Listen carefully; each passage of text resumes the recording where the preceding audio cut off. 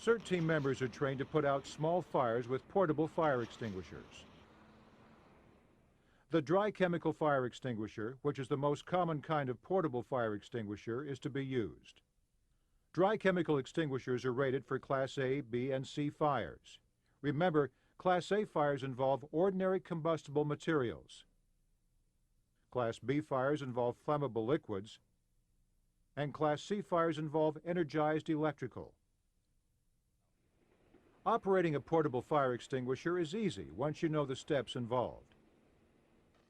A portable fire extinguisher has 4 components: a hose or nozzle, a pressure gauge, a carrying handle with a trigger, and the cylinder.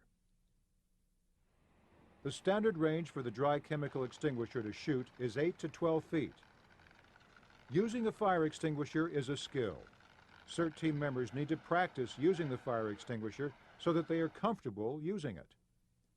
Portable fire extinguishers should always be operated upright. When you operate a fire extinguisher, aim at the base of the fire. Remember the word pass. It stands for pull, aim, squeeze, and sweep. First, pull the safety pin located in the handle. You'll have to twist it to break the seal.